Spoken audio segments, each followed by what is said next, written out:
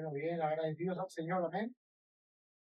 Nos da la oportunidad de estar juntos un domingo más. Espero que estén con ánimo de contemplar al Señor en el día del Señor. Hoy domingo en la iglesia apartamos nuestra vida para contemplar al Señor a través de su palabra y estar juntos adorándole y observando la palabra del Señor juntos. Así que vamos a abrir nuestra Biblia en el capítulo que ha leído nuestro hermano Eleazar en la lectura congregacional. Efesios capítulo 3, versículo 1, hoy ocuparemos del 1 al 13. Y estaremos hablando de un tema en particular que creemos con claridad que va en este texto. Y es que hay un propósito mayor que cualquier propósito en esta vida. Hay un propósito eterno. Hay un propósito que es de Dios, que va por encima de todas las circunstancias que puedan ocurrir o pasar en esta vida.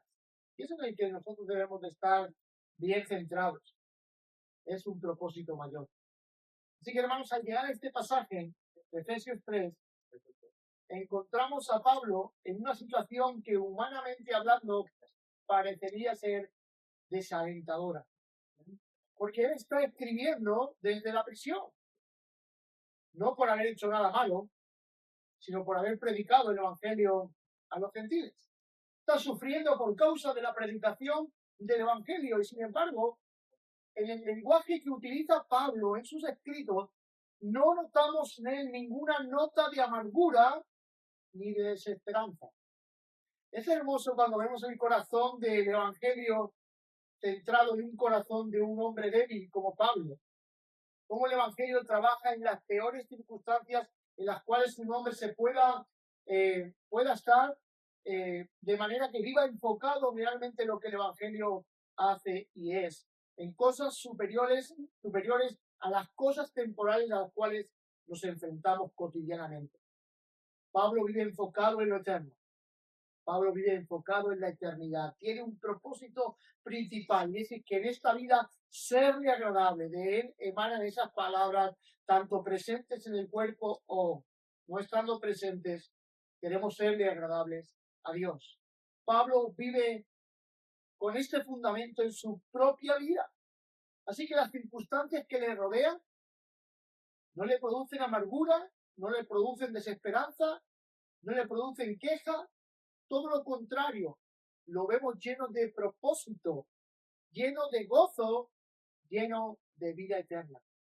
Y esto es lo que Pablo va a resaltar en estos versículos, que podemos ilustrarlo como que él está persiguiendo un propósito mayor, que está por encima de todo lo que a él le pueda suceder.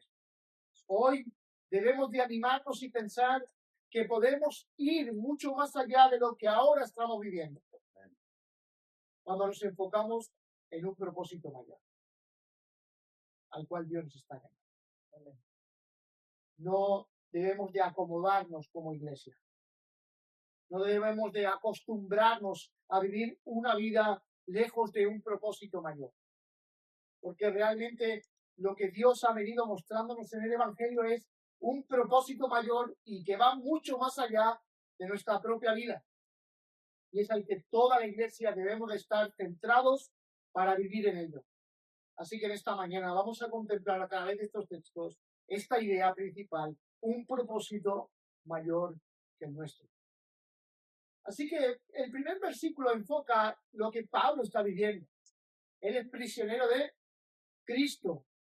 Dice, por vosotros los gentiles.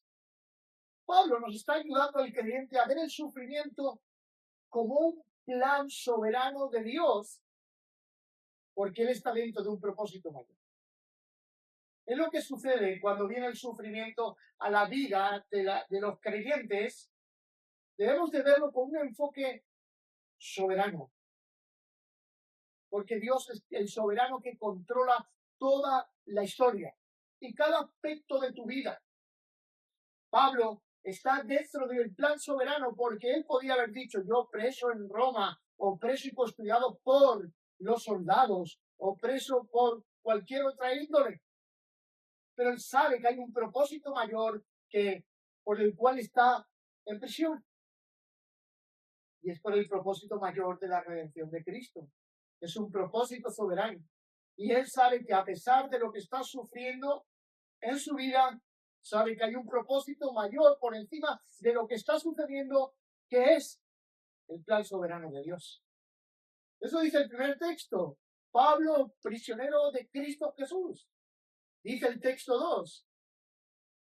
Si es que habéis oído de la administración de la gracia de Dios que me fue dada para con vosotros. Él dice, si es que habéis oído de la administración, él se considera como un mayordomo, esa es la palabra que aparece ahí, como un administrador. Él se considera, aún dentro del lugar donde se encuentra, dentro de la prisión, como un mayordomo al servicio de lo que Dios le ha encomendado. ¿Qué le ha encomendado Dios? El llamamiento para llamar a los gentiles por medio del Evangelio. Él ha sido encomendado. Va a contracultura porque en su cultura judía realmente los gentiles, consideremos hace una semana que se han llamado como perros. Él está dentro de un propósito que supera aún su propia cultura, su propia idea, su propia forma de ver la vida. Esta idea concebida en el corazón de Pablo es por una obra de gracia en el corazón de él. El texto 3 dice que le ha sido encomendado por revelación. Ha sido Dios mismo el que le ha revelado este misterio que estaba oculto desde antes de las edades. Y a Pablo se les ha dado, le ha dado a conocer este misterio, por lo tanto, él se ve como, wow, Dios me ha revelado lo que él va a hacer en este tiempo, por lo tanto, solamente hay una causa por la cual yo me debo, y es a lo que Dios me ha revelado, que es un propósito mayor que el mío. La visión cristiana, hermanos, transforma incluso la cárcel. Y esa es nuestra visión y nuestra perspectiva de la vida, nuestra cosmovisión debe de estar centrada en la soberanía de Dios. Porque aún las peores circunstancias de nuestra vida nos sentiremos confiados de que Dios sabe lo que está haciendo en medio de todas nuestras circunstancias. Pablo no se ve a sí mismo como una víctima, porque muchos podemos responder ante las situaciones difíciles como víctimas del sistema, como víctimas de lo que nos rodea, como víctimas de lo que nos está sucediendo. Él se ve como un siervo de Cristo en todo lugar, ya sea en la prisión, ya sea ante los reyes, los magisterios, ya sea en cualquier lugar, él se considera un siervo de Dios, y así era como quería ser considerado por los demás, un siervo de Cristo, porque él se debía al servicio del Señor. Pensar que está dentro de un propósito mayor es pensar que Dios ha diseñado cada aspecto de nuestra vida, incluso las formas en que un creyente debe de sufrir. A menudo pensamos que el sufrimiento es algo que no merecemos. El sufrimiento forma parte del trato soberano de Dios para nuestra vida. Así de que es algo que no esperamos ninguno. Todos esperamos una vida placentera, feliz. Todos queremos estar dichosos. Todos queremos saltar de júbilo todos los días de nuestra vida. Pero es que el sufrimiento viene sin previo aviso. El sufrimiento viene de forma instantánea. Y esta sociedad de nuestro siglo nos está preparando para no sufrir, para aislar el sufrimiento. Pero es que el sufrimiento en esta escuela que Dios está realizando en su pueblo es la que ayuda a su pueblo a crecer, a madurar y a hacer avanzar su propósito eterno. ¿Quién iba a decir en aquel tiempo que estando en prisión iba a escribir esta maravillosa carta? Como también la carta de los filipenses y tantas cartas que escribió desde prisión.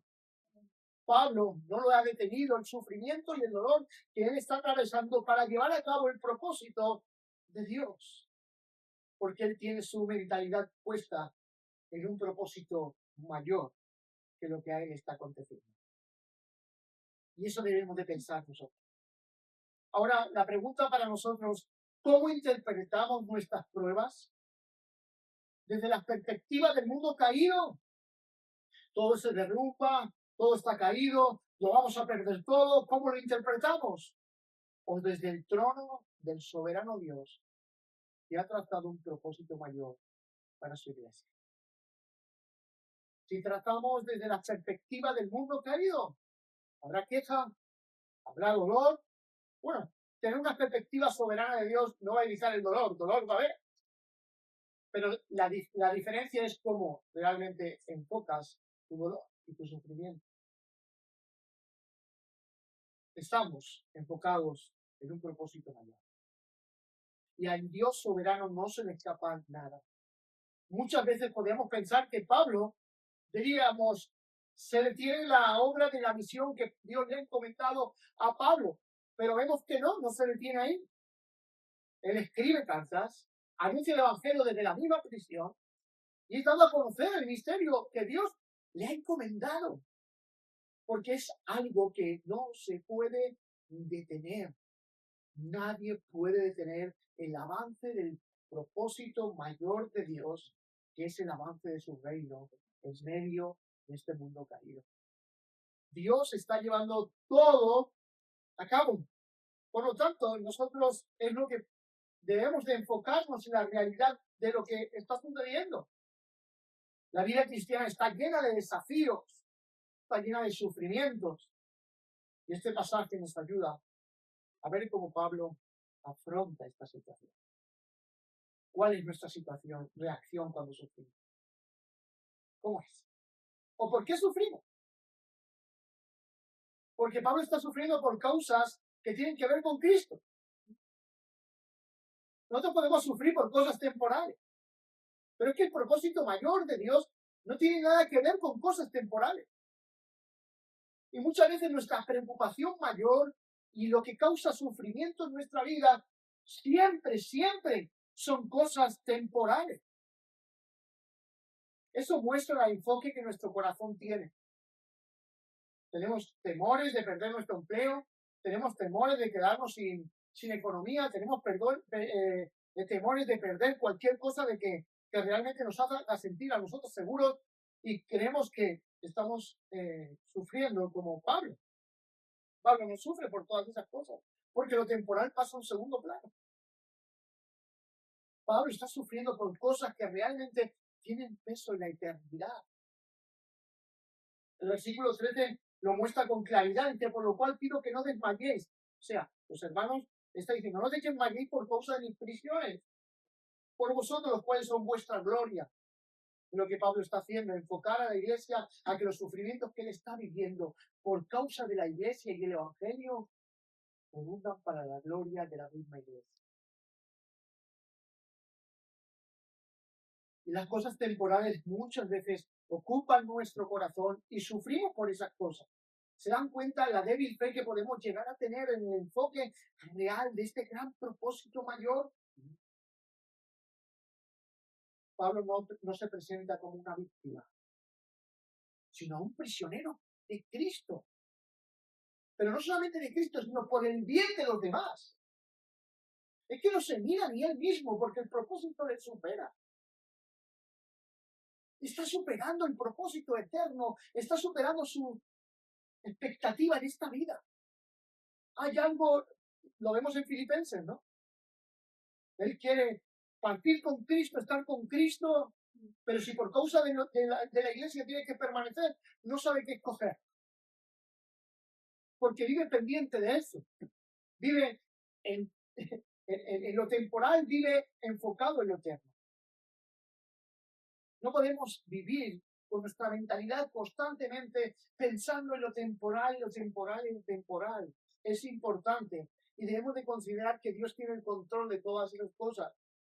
Y eso nos debe de enseñar que el control soberano de Dios, aún en medio de las circunstancias o de las cosas más pequeñas de tu vida, Él lo hace para que el corazón de su iglesia se enfoque en lo que realmente es importante, en el plan mayor, en el propósito mayor. ¿Confías en la soberanía de Dios? Él no está en prisión por un fallo del sistema. Él no está en prisión por un golpe de mala suerte, sino que está en prisión porque Dios lo ha permitido. ¿Verdad? Pensar que estamos dentro de un propósito mayor, aun cuando sufrimos, nos ayuda a ser de ayuda para otros, y es lo que Pablo está haciendo. No toma en cuenta lo que está sucediendo en prisión, quizá le hayan azotado, quizá le hayan mal prendido, quizás no esté alimentándose bien, está en esa condición, y él está pensando en Cristo y en los demás. Es una vida fuera de sí mismo. Es desprenderse del egoísmo centrado en nosotros. Miren el versículo 1, dice, por esta causa, por vosotros los gentiles, por Cristo y por vosotros los gentiles. El 3 te lo muestra igual, no sufréis, no desmayéis por mí, por mis prisiones, dando aliento dentro de unas condiciones que realmente no son favorables, claro. Pero mira el 4.1. Yo pues preso, ¿en quién? En el Señor. Ahora le está dando consejos a otros que están en libertad. Os ruego que andéis como es digno de la vocación en que fuisteis llamados. Es algo que en este pensamiento de este siglo no encaja, porque son momentos difíciles para el apóstol, pero que vive enfocado en un propósito mayor. Efesios 1 al 2, lo vemos en el saludo. Pablo, apóstol de Jesucristo, por la voluntad de Dios a los santos y fieles, dice el 2, gracia y paz a vosotros. Desea a otros gracia y paz, es que eso también lo estaba experimentando él, aún en las peores condiciones. En la cárcel él tiene gracia y tiene paz. Y da a otros gracia y paz. Mira el versículo final del capítulo 6, versículo 23 y 24. Paz sea a los hermanos. Y amor con fe de Dios el Padre y del Señor Jesucristo. La gracia sea con todos los que aman a nuestro Señor Jesucristo con amor inalterable. Amén. No hay queja en su vida, porque sabe por la causa en la cual él se encuentra. Animó a otros que tengan en cuenta desde dónde está escribiendo, tengan en cuenta dónde está escribiendo. Él tiene la clara expectativa de lo que acontece en su vida. Está dentro de un propósito mayor. Por eso todo lo que le sucede no lo detiene. ¿No hay cosas que le detienen en su vida muchas veces? ¿Creen que son comparadas a la prisión que Pablo está viviendo? No. Analicémoslo ahí. Pero tienen cosas minuciosas, cosas pequeñas. Pero Pablo piensa en la soberanía y el control de Dios, y hay un propósito que impera en su corazón, y es el propósito eterno de Dios. Y este propósito, hermanos, ahora vamos a ver del versículo 2 al versículo 6, este propósito mayor ya ha sido revelado. Pero es que a nosotros también, en medio de la revelación que Pablo tiene al escribir estas cartas, Dios mismo nos da a su iglesia a conocer cuál es este propósito mayor. Él está sufriendo por la iglesia de llevar el evangelio a los gentiles. Sabe que al exponerse a llevar el evangelio en determinados lugares, acarreará sufrir, persecución, incluso peligros de muerte. Sin embargo, él vive enfocado. Es sorprendente, ¿no? Porque ante el sufrimiento, la primera respuesta del ser humano es atraerse, es condolerse, es no aguantar. Sin embargo, Pablo, en medio del sufrimiento, al imperar este propósito mayor en su mente y en su corazón, ardiendo como una antorcha en su vida, lo hace avanzar. No le importa lo que él vaya a sufrir. Y en el contexto en el cual está escribiendo, decir que Dios salva a los gentiles en medio de alguna comunidad de judíos iba a producir un rechazo increíble. ¿Estás predicando que Dios ama a los gentiles? ¿Te acuerdas del ejemplo de Jonás? Así es la mente de un judío. Un rechazo constante contra los gentiles. Ya lo hemos dicho, el historiador Josefo dice que ponía en aquella pared que dividía el templo que los gentiles eran hombres muertos y pasaban de allí para allá. Esa es su idea de los que no pertenecían al pueblo. Mira, el corazón de Pablo se ha llegado a cambiar y a entender este misterio estaba oculto desde las edades, se ha dado a conocer ahora. Pedro y Cornelio, ¿se acuerdan? Que Dios tiene que aparecer en una visión. para decirle, Pedro, es la casa de Cornelio. Porque dice, cuando llega a la casa de Cornelio, me es duro entrar aquí. Bueno, era algo que era algo que estaba arraigado en el corazón de ese pueblo. Pero a Pablo se le ha otorgado esa mayordomía por gracia. Y debe de hacer todo lo que se le ha encomendado. Miren el versículo 7, del cual yo fui hecho ministro, por el don de la gracia de Dios, que me ha sido dada, según la operación de su poder. Pablo identifica su llamado con claridad. Fui hecho ministro, para administrar las cosas que pertenecen a esta causa. Dios me escogió para esto. Dios ha revelado su propósito. Y del 3 al 5 lo vemos. Dice que por revelación me fue declarado el misterio, como antes lo he escrito brevemente, leyendo, lo cual podéis entender cuál sea mi conocimiento en el misterio de Cristo. Misterio que en otras generaciones no se ha dado a conocer a los hijos de los hombres, como ahora le has revelado a sus santos apóstoles y profetas por el Espíritu. Era el tiempo donde Dios revelaba que los gentiles y los judíos eran coherederos. Como dice el versículo 6, que los gentiles son coherederos y miembros del mismo cuerpo y copartícipes de las promesas en Cristo Jesús por medio del Evangelio. Eso para Pablo era un impacto. Si su sufrimiento y su gozo emanaban de este propósito, hacer ver, avanzar la obra de Cristo en medio del mundo. Eso es lo que hacía Pablo. Vivía con un enfoque a este propósito mayor, propósito redentor de Dios. Sabía que era alguien comisionado para llevar el Evangelio hasta el último de la tierra. La iglesia de hoy es débil en todo este asunto. Somos capaces de pensar en misiones, capaces de pensar en el evangelismo práctico, el evangelizar con nuestra propia vida a toda criatura. Ese es el enfoque en el cual vive Pablo. Ser parte de este propósito mayor es estar viviendo centrado en el avance de este evangelio tan glorioso. Nuestros recursos, nuestro tiempo, nuestra vida entera, toda centrada en este propósito mayor. Pablo se consideraba alguien comisionado.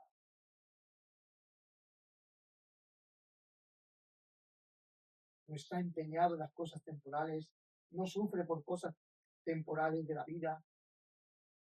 El propósito mayor, estamos hablando de que se lo ha encomendado Dios a Pablo, pero es que a usted y a mí también. Amén. Deberemos de responder ante el tribunal de Cristo por esta causa. Amén. Sí.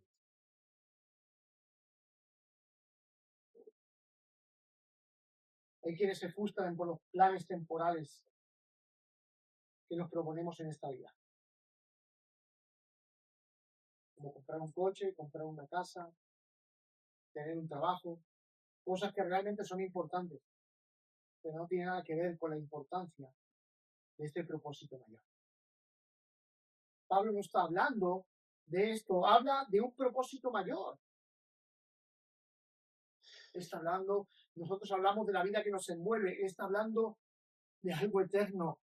Él está hablando de que vive con un enfoque donde todo lo demás queda en un segundo plano.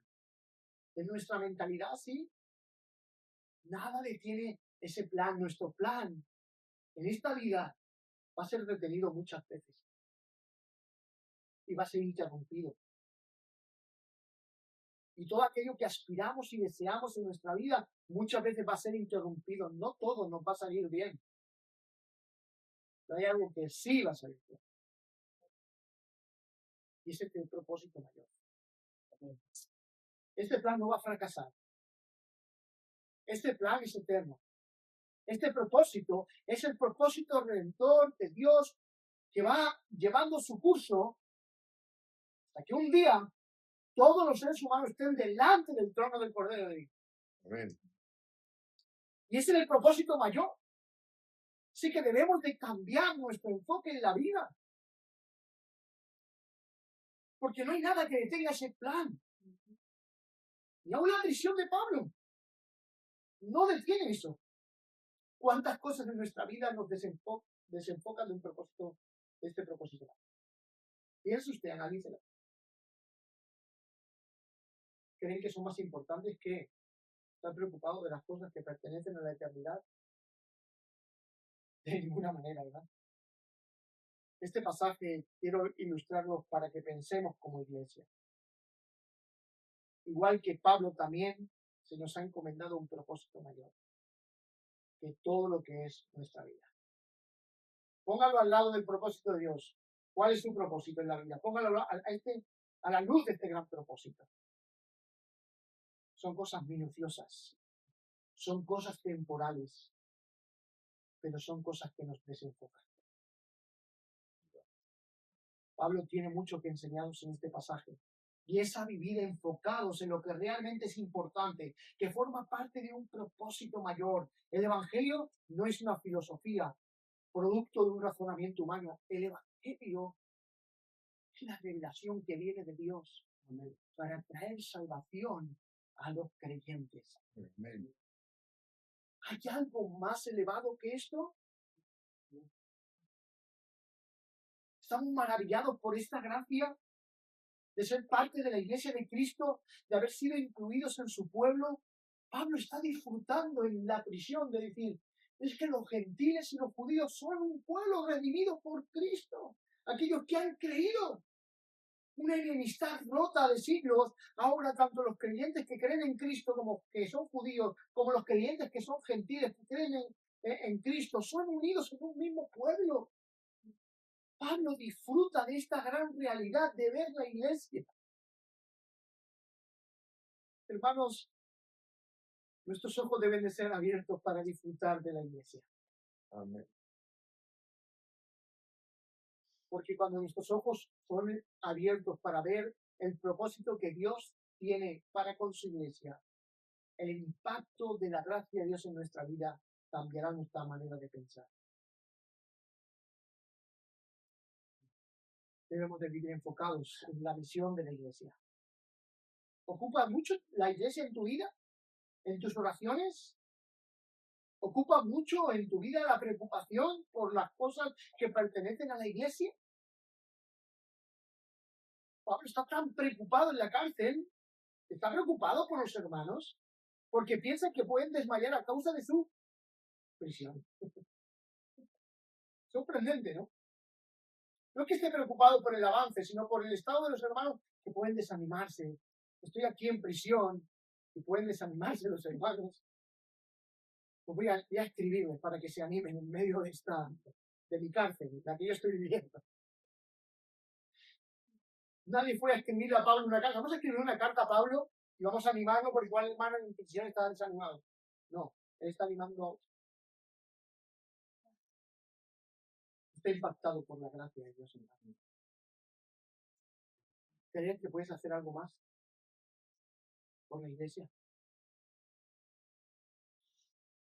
¿Crees que realmente vives centrado en este propósito eterno de Dios en su iglesia? Estamos hoy aquí para arrepentirnos a la luz de este pasaje.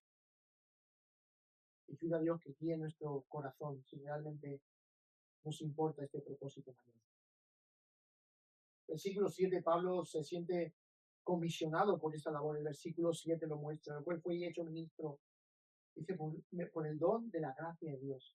Dios le ha encomendado un don para preocuparse, para vivir, para ser útil para el pueblo de Dios. Y él ve aquello como un impacto de la gracia. Así que pedimos en esta mañana que la gracia de Dios nos alumbre y podamos ver que los dones que hemos recibido no pueden ser utilizados en ningún otro lugar, tienen que ser utilizados para el bien común de la iglesia. El don que cada uno hemos recibido sea para el bien de nosotros. ¿Okay? ¿Están funcionando tus dones recibidos para el bien de la iglesia? Vives enfocado en el plan menor de seguir viviendo en tu día a día sin compromiso con la eternidad. Del punto 3 del versículo 7 al versículo 9. El ministerio es por gracia. Lo que usted tiene es por gracia. Lo que usted tiene será sido encomendado por la gracia de Dios. Amén. Dice el 7 al 9, del cual yo fui hecho ministro por el don de la gracia de Dios que me ha sido dada según la operación de su poder. A mí, que soy menor, aquí que soy menos que el más pequeño de todos los santos, me fue dada esta gracia de anunciar entre los gentiles el evangelio de las inescrutables riquezas de Cristo. Y dice el 9, y de aclarar a todos cuál sea la dispensación del misterio escondido desde los siglos en Cristo, que creó todas las cosas. El don de Pablo es visto en él por la gracia de Dios. No es un derecho. Porque si vemos como un derecho el don y no como una gracia, seguro que ese don no es dado por Dios. Amén. Porque si queremos utilizar nuestros dones por derecho, es porque quizás no hemos entendido que ha sido dado por gracia para servir a los demás. Amén. Así es. ¿Cómo podemos identificar que el don que hemos recibido lo queremos por derecho? Cuando queremos sobresalir por encima de los demás. Amén. Pero el don de la gracia de Dios obrando en Cristo no lo hace estar por encima de los demás, sino a servir. Amén. Porque el don es para el bien de los demás, aunque tengas que ser tú perjudicado. Martin Lloyd Jones dice al respecto, dice, no hay lugar para el orgullo en el ministerio cristiano, porque el llamado es un acto soberano de la gracia de Dios. Amén. Y Pablo consideramos su humildad. Dice el 8, y su humildad, a mí que soy menos que el más pequeño de todos los santos. Me ha sido dada esta gracia de anunciar entre los gentiles el evangelio de las inescrutables riquezas de Cristo. Vivimos el ministerio del servicio gracias a Cristo. Proclamamos el evangelio con humildad. El versículo 8 nos lo muestra con claridad. Pablo está haciendo una evaluación de sí mismo. La encomienda de anunciar el evangelio de las inescrutables riquezas de Cristo. No predicamos de nosotros. Predicamos de las inescrutables riquezas de Cristo. Esto es lo que se debe dar a conocer. Amén. Es Cristo el centro de la iglesia, de su predicación, de su vida, de su propósito, de su misión. Es Cristo el centro de todo lo que hacemos, de lo que cantamos, de lo que predicamos, cuando nos saludamos, cuando nos levantamos, cuando entramos por esas puertas, cuando nos reunimos, cuando amamos, cuando nos exhortamos. Todo debe de ser Cristo el centro de todo lo que hacemos.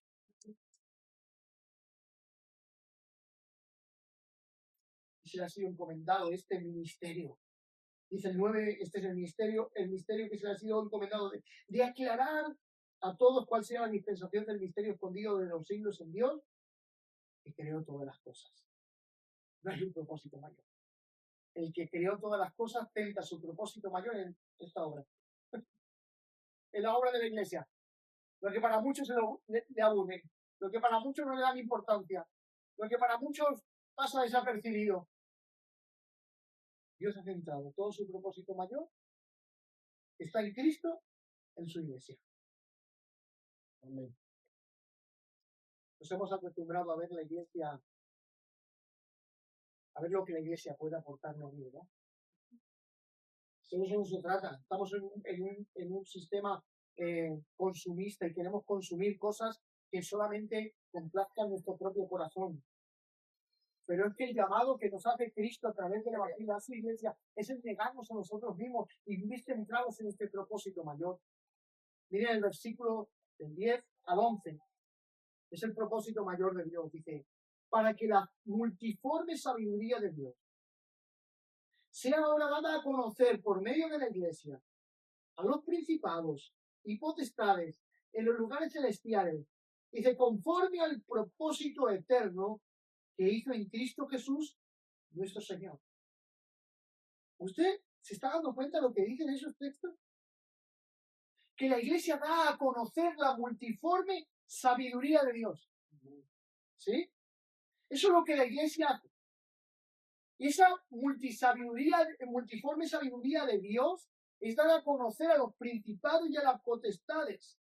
¿Se acuerdan de aquel texto que habla Pedro? Que aún los ángeles anhelan mirar lo que nos sucede a nosotros por causa del Evangelio. Hermanos, aún la expectativa celestial está centrada en lo que Dios hace en su iglesia.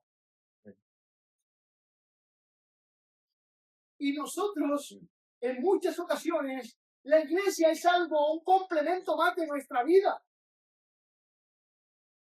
Pero no es un complemento más. Si es un complemento más, es porque tu mirada no está puesta en un propósito mayor.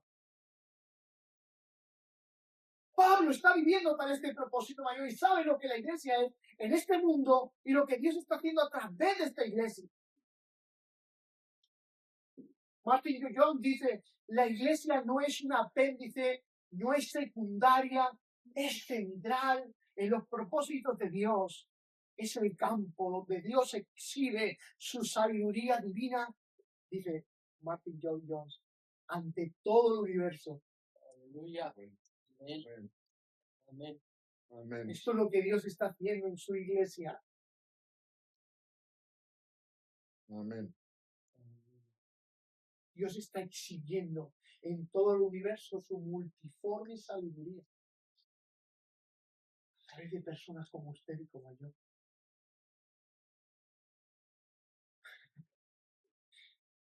Versículo 11. Conforme al propósito que de ahí es que viene la idea central del texto. Hay un propósito mayor, porque es un propósito eterno. Amén. Amén. No es temporal. Amén. Muestra la importancia, es un propósito eterno. De ahí nuestro título, le ponemos este título por eso, porque es mayor, que hay mayor que la eternidad. ¿Se dan cuenta que nuestros problemas temporales son los que nos detienen? ¿No creen que deberíamos de enfocarnos más en un propósito mayor, que es el propósito eterno? Verdad. Todo lo que nosotros le ponemos tanto empeño, tiempo, dinero, éxito, todo es temporal. Así es. Dígame usted alguna cosa por la cual usted se preocupa que se llevará a la otra vida.